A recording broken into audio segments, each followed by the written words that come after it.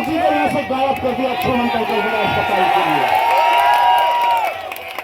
मैं कल वो वीडियो देख के सोच रहा था कि नरेंद्र मोदी जी, काश ये सफेद चादर वाला जादू आप देश के शिक्षा मंत्री की कुर्सी के सामने दिखा देते तो अपनी कुर्सी से भागने की ध्यान बढ़ा दे जाता।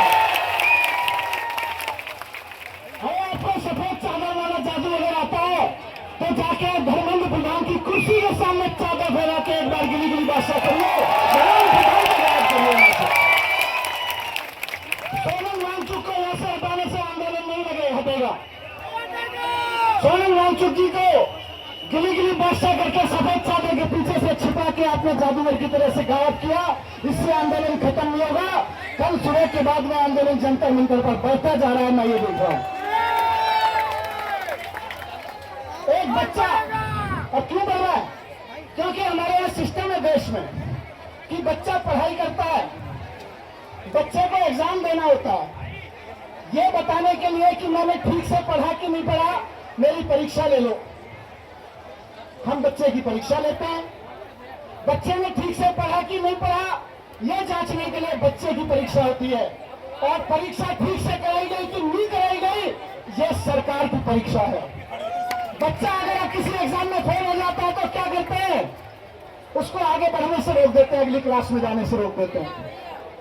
जाने फेल हो जाता है तो कहते हैं भाई इस क्लास में भी मत रहो। यह सरकार पेपर कराने में फेल हो गई है। शिक्षा मंत्री धर्मेंद्र प्रधान परीक्षा कराने में फेल हो गए हैं। देश की जनता चाहती है कि वो कुर्सी छोड़ दें। एक बच्चा अगर एग्जाम में फेल हो जाता है तो आप कहते हो क्लास छोड़ दो। हम कहते हैं धर्मेंद्र प्रधान, आप पूरे देश की परीक्षा कराने में फेल हो गए, आप कुर्सी छोड़ दो। ये परीक्षा में फेल होने पे बच्चे ही क्यों अपनी पढ़ाई छोड़ें? धर्मेंद्र प्रधान को भी फेल होने पे धर्मेंद्र प्रधान को अपनी कुर्सी छोड़नी चाहिए। अगर मोदी जी के शिक्षा व्यवस्था में अगर बच्चा फेल हो जाए तो उसकी पढ़ाई बीच में छोड़ने का प्रावधान है, और धर्मेंद्र प्रधान अगर फेल हो जा रहे हैं, उनकी कुर्सी छोड़ने का प्रावधान नहीं है, तो ये बच्चों के साथ नाइंसाफी है।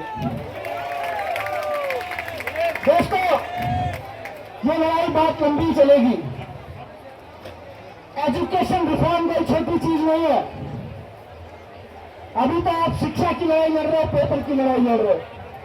कई तरह के रिफॉर्म की जरूरत है एजुकेशन में। मैंने अपनी पूरी जिंदगी, अपनी पूरी राजनीति एजुकेशन को डेडिकेट कर रखी है। मेरी तो एक ही आइडियोलॉजी है कि देश के हर बच्चे को शानदार एजुकेशन मिले। मैं तो उसी पे काम करूं। उसी के काम को देखते हुए मैं आपके आंदोलन पर, आप लोग यहाँ आते थे, यहाँ लोग बैठते थे, सोनम जी यहाँ पे बैठते थे। मैं 20 दिन से देख रहा था कि प्रधानमंत्री जी लगातार सोनम वांगचुक जी को, अभिजीत को आपको नजरअंदाज किए जा रहे थे। और जब आपने आंदोलन इतना बड़ा कर दिया कि प्रधानमंत्री जी नजर